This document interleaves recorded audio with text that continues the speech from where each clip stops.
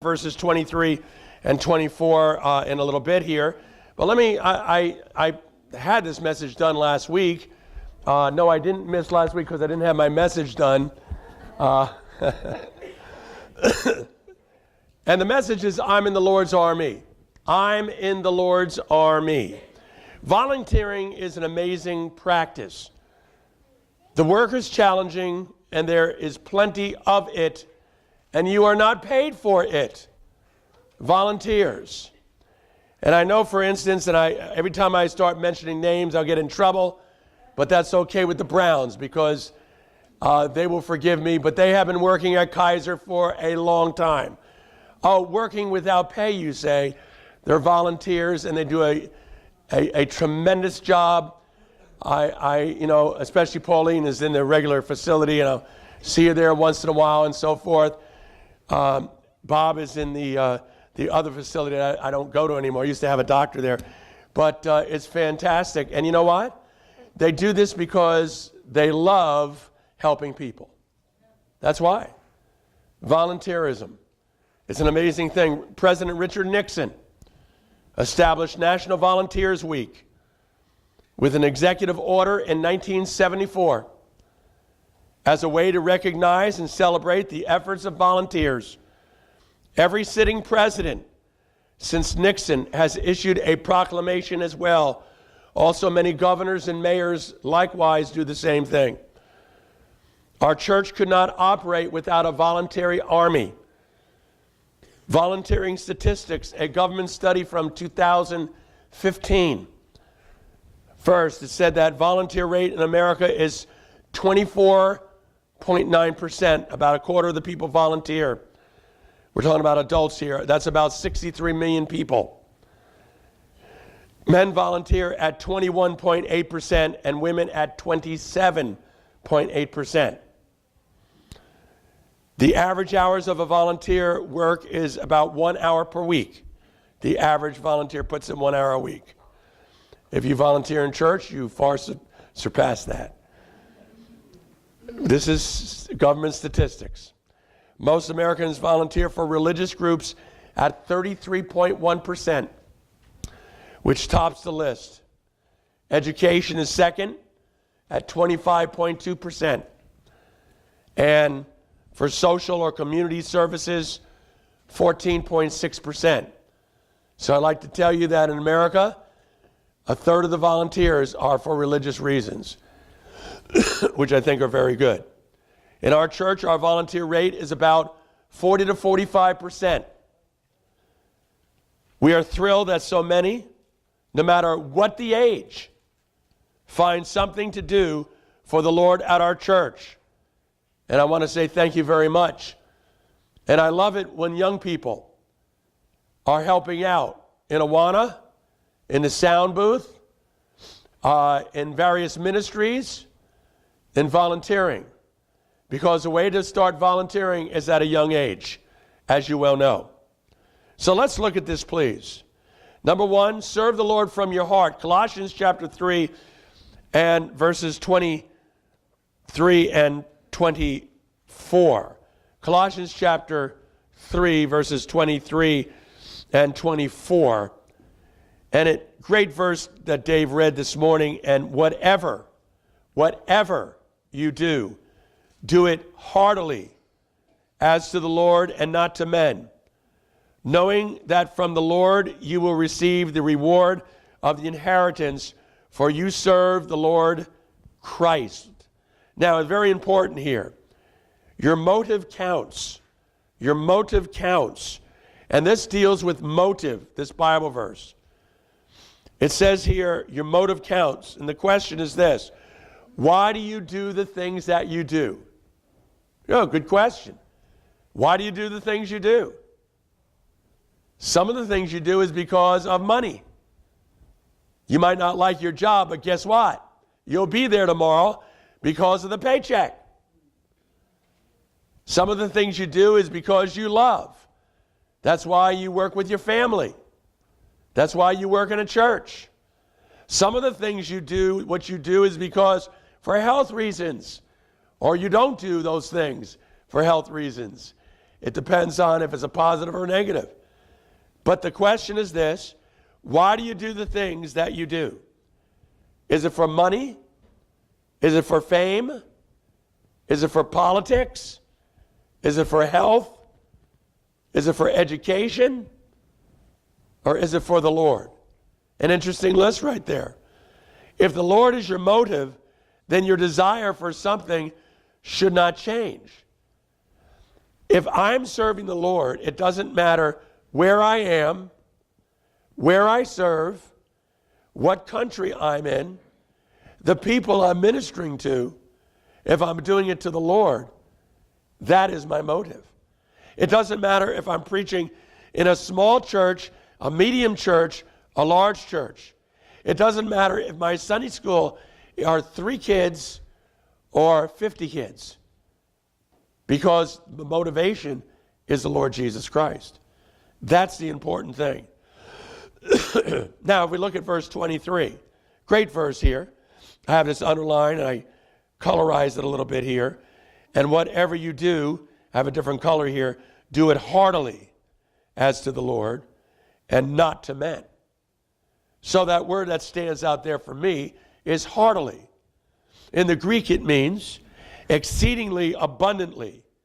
As exceedingly abundantly. We can say it this way, 100%. You know if you do something 100% or not. This morning we had singing. I didn't sing because I'm not 100%. Played the trumpet. I was trying to play 100%, but I was limited, but I tried to give it my all. You know if you sang 100% or not, or did you go through the motions? You know that. You know, for instance, this morning, during this message, if you're going to listen 100% to keep yourself in check. You know that. One easy way to keep yourself in check is to turn to the scripture verses. It's a awakening exercise. Keeps you awake as you turn. So it's important that you do it exceedingly abundantly. In other words, when you do something for the Lord, you do it better. Listen to this. You do it better than you would for yourself or for your boss. Whoa. I'm going to do this for the Lord. That means it has to be, as we say in Japanese, ichiban, number one. Has to be the best. So whatever I do for the Lord, I don't go ahead and just study at the last moment and then all of a sudden, wow, they're just little kids. What's the difference? I have to do that with intensity because I realize that this lesson may reach them the only time in their lives. I'm doing it for God. Wow. We have an awesome responsibility. And the task is at hand is then when you have a chance to preach or to teach or to serve, you're doing it 100%. And people can usually tell by the step in your foot, and also by the smile on your face and the attitude that we do have, 100%. Do it heartily, not to please men. Galatians chapter 1 and verse 10. Galatians chapter 1 and verse 10. For do I now persuade men or God? Or do I seek to please men? For if I still please men, I would not be a bondservant of Christ. My little testimony about going into full-time service. I had my whole life kind of set up already. At the time, I already turned down an offer to play professional baseball, but I was playing semi-pro anyway. And then I had teaching. And then I also, my dad has a lawn service, and I was going to take that over. So I'd be pretty well set with a business and everything else. And when I took the call to preach in a mission conference in a little tiny church that didn't even give an invitation, but it didn't matter. The Lord was speaking to me.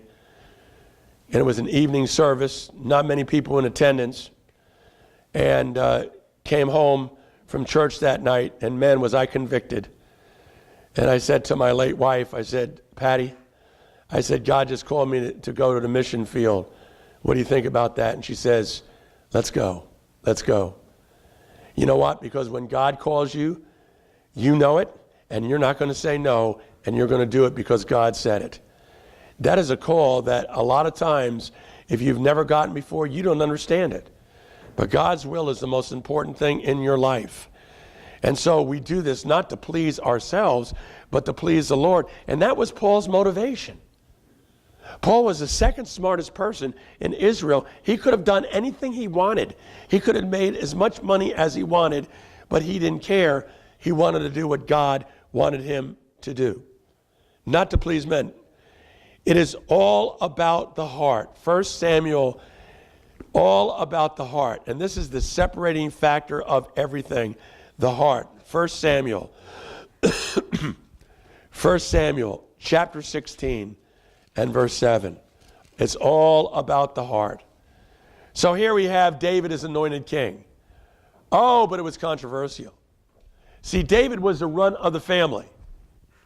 And he was out there with the sheep. And his brothers were far stronger, mightier looking people. And after all, they had King Saul. And King Saul was imposing. He was a very handsome individual, extremely rugged, strong, and he was head and shoulders above everybody. That's how tall he was. Don't know the height, but we know that's what happened. And in chapter 16, verse 7, but the Lord said to Samuel, do not look at his appearance or at his physical stature, because I have refused him. For I, the Lord, does not see a man as man sees. For man looks at the outward appearance, but the Lord looks at the heart. That's what it's all about. It is an amazing Bible verse. And then we couple those Bible verses, or that Bible verse with 13 and 14. It says this, then Samuel took the horn of oil and anointed him David in the midst of his brothers. And the Spirit of the Lord came upon David from that day forward until the day he died. He was anointed of God. So Samuel arose and went to Ramah. But the Spirit of the Lord departed from Saul, and a distressing spirit from the Lord troubled him. Do you know that Saul would have been set up in his family for generations and generations to have Messiah come from Saul's loins, but he did not have a heart after God's own heart. And I will tell you this, that if you look at one person in the Bible that I want to be like, it's David, because he had a heart after God's own heart. Tremendous thing here. So serve the Lord with all your heart. Oh, you want me to do this? Oh, I just don't have time to do that. You want me to work in the nursery? You want me to do Sunday school, junior church? I'm a busy person. Well, we know who has your heart. Number 2, a volunteer must have the right motive. Go with me, please, to Acts chapter 13. We talked about motives. Acts chapter 13. And we're looking at verses 20 to 22. Acts chapter 13 and verses 20 to 22. In Acts chapter 13, verse 20 says, after that he gave them judges for about 450 years. That's the book of Judges. Okay? That's a Gideon. That's a Barak. That's Deborah. All those people were judges. Okay? Samson. Samuel actually was a judge as well. And afterwards they asked for a king. So God gave them Saul the son of Kish, a man of the tribe of Benjamin. For 40 years Saul was king. And when he had removed him, because he didn't have a heart, he raised up for them David as king, whom also he gave testimony and said, I have found David, the son of Jesse, a man after my own heart, who will do all my will. Why is it every time we think about David, we think about Bathsheba? Get her out of your head, okay? When I think about you, I don't want to think about your shortcomings. I want to think about your heart and how you serve. And so David, this man, was God's man because of his heart. That was his motive. Here we see the difference between Saul, a man chosen for his outward appearance, and David, who was chosen because of his heart. The heart is something you can't teach. It's the inner bowels of emotion that either desires to do selfish acts or acts of service. How do you teach your kid to have a good heart? You can be an example, but let's face it, some kids have a good heart and some kids do not. Now, hearts can change, though. In that one testimony I gave you last Sunday morning for Sunday school, that was a horrible individual. There was nothing good within him whatsoever. He was a psychotic mess. The one thing he wanted to do in his life was to kill his father. He took a hammer out. He bashed his head in. He did not kill him. He was thrown in jail, and he was ruthless. But a funny thing happened. David Wood accepted Christ as Savior. And not only that, but even to this day, his father has a little trouble speaking, but he got saved, and they made up. Only God can do that. Only God can do that. The heart. Turn with me, please, to Matthew chapter 6. Matthew chapter 6 and verses 1 to 4. Matthew chapter 6 and verses 1 to 4.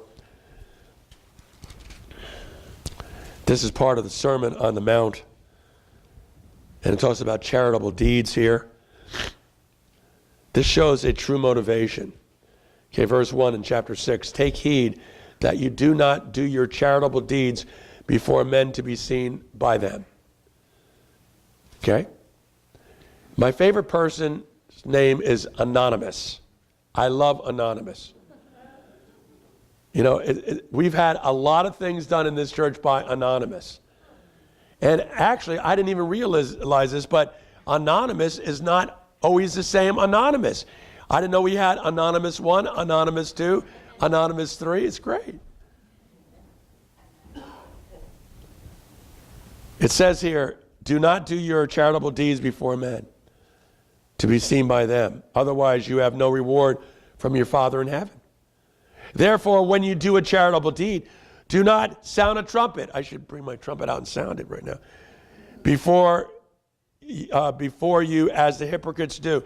I'm giving $1 million to so-and-so. That's what the millionaires do.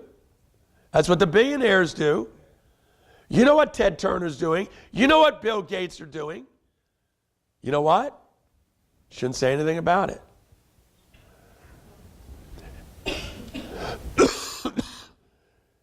As they do in the synagogues and in the streets, and they may glorify themselves among men. Surely I say to you, they have their reward. But when you do a charitable deed, Christian, that was added. Do not let your left hand know what your right hand is doing, that your charitable deed may be in secret, and your Father who sees in secret will himself reward you openly. Wow. You know, we've sung this song many, many times. You have a talent, use it for the Lord. And if you do not use it, you will surely lose it. You have a talent, use it for the Lord. Because it has to be done for God. What is your motive?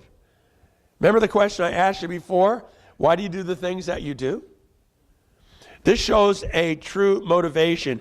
You don't do it for glory, not for praise, and not for self. Your deeds are done towards God, yet it is nice to be thanked and appreciated.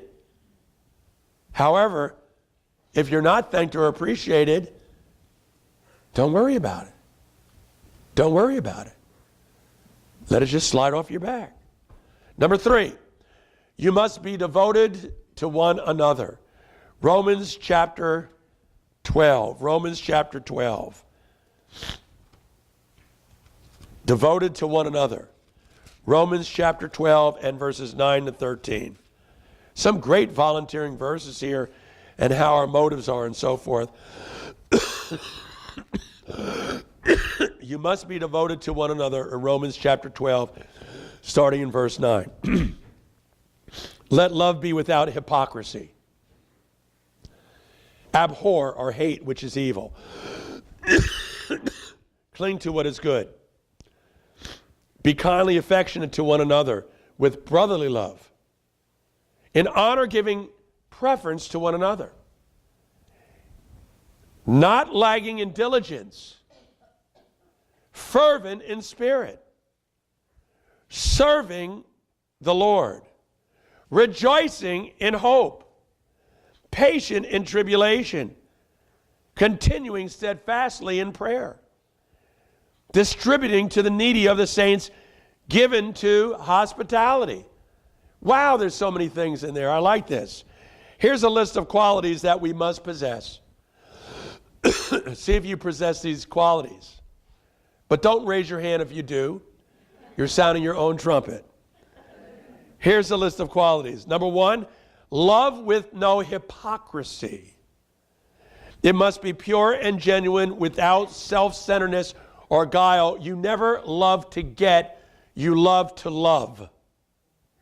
A lot of times in a marriage relationship, when you love to get, the marriage falls apart. You love because of love. Stop dwelling on what you want. Love without hypocrisy. Number 2, hate the evil. Serving for the love of Christ because we hate evil. We abhor evil. That's why we serve God. And I love this one here. Cling to what is good. Cling to what is good. And I thought about this like a mastiff, not letting go. I was thinking about who had the best, biggest bite that there was. Pound. I think my bronchitis does, but pounds per square inch. Okay? So I looked it up. Contrary to thought, a pit bull does not have the strongest bite. I didn't know that. The average pressure per square inch for a pit bull is 235. That's a lot, 235. Whereas a mastiff is 500 pounds per square inch. Wow. A mastiff, if you don't know what that is, look it up on your cell phone after church and you can see a picture of it.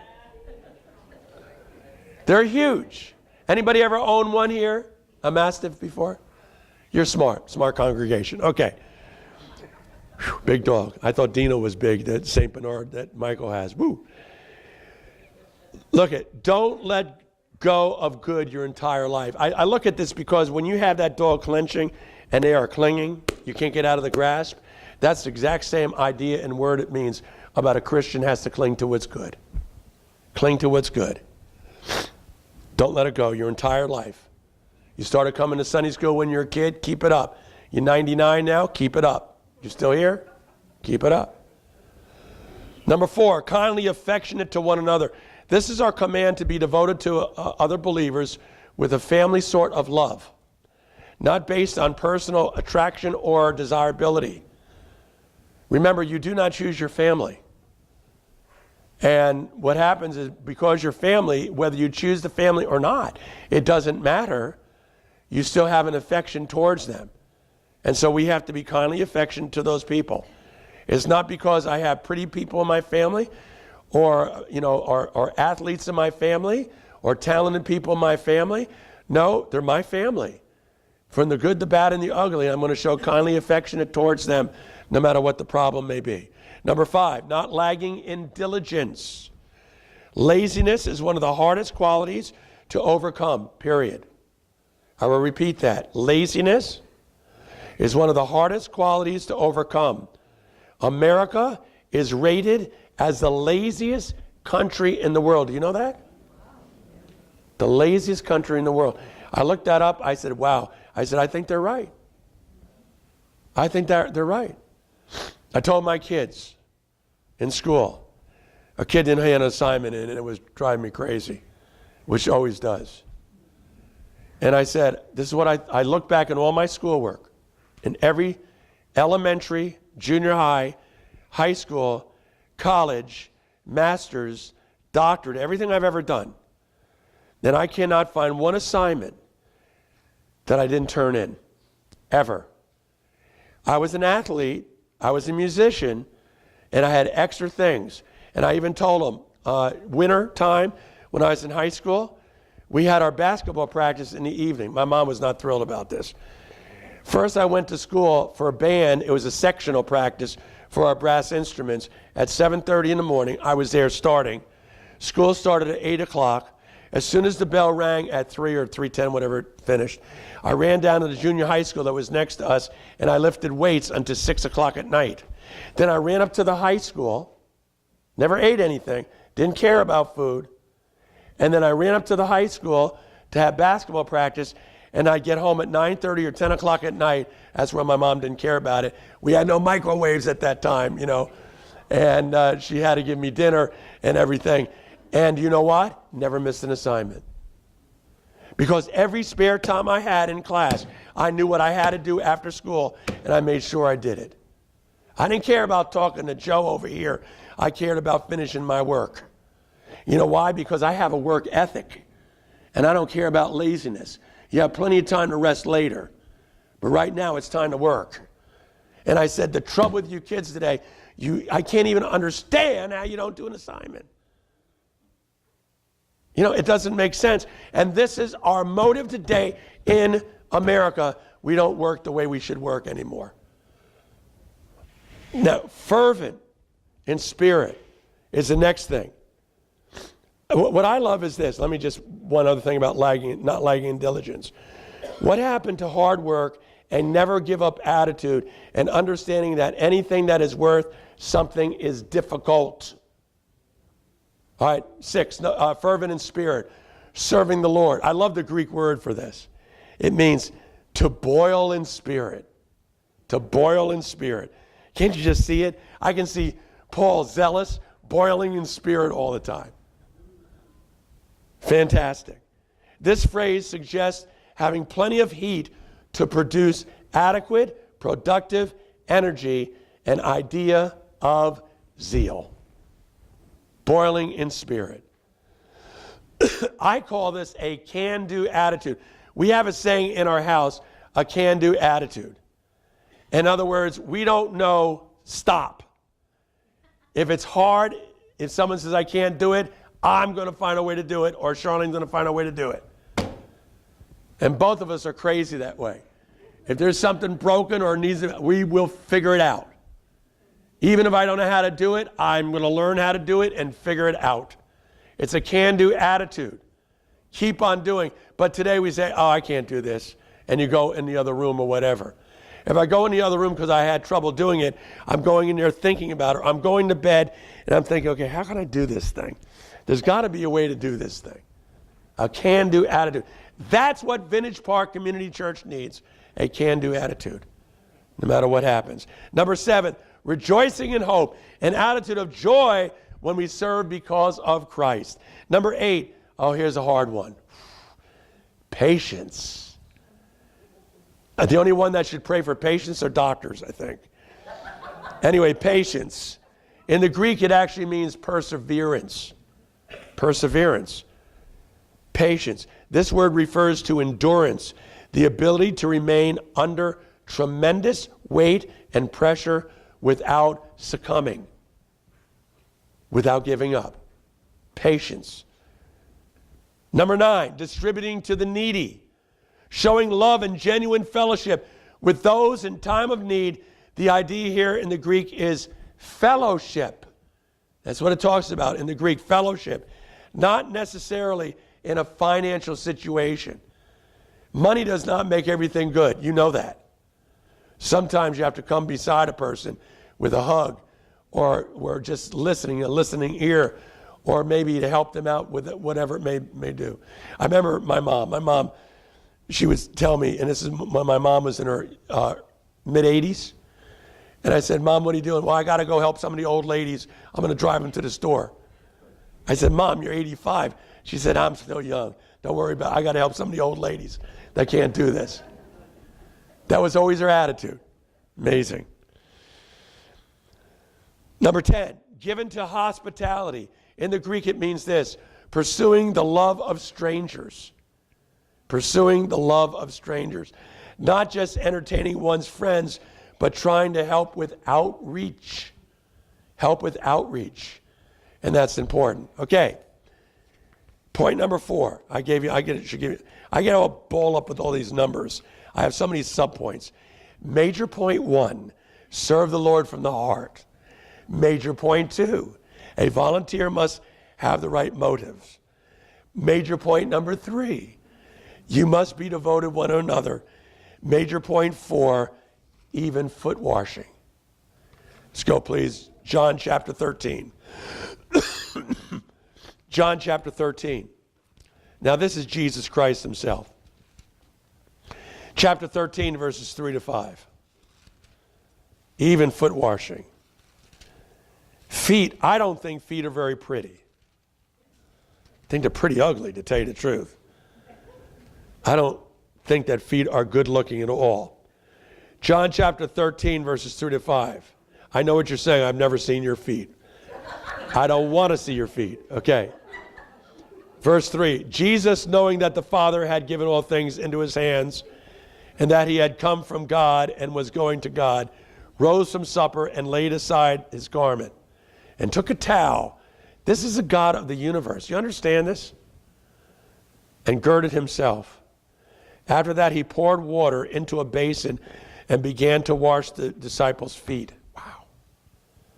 And wiped them with the towel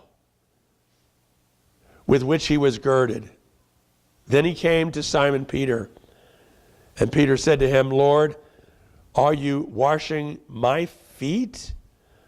Now, I'm not going to go through the whole thing. That's not the point. I'm not going to go the whole doctrinal thing about it. But the whole point is this, friends.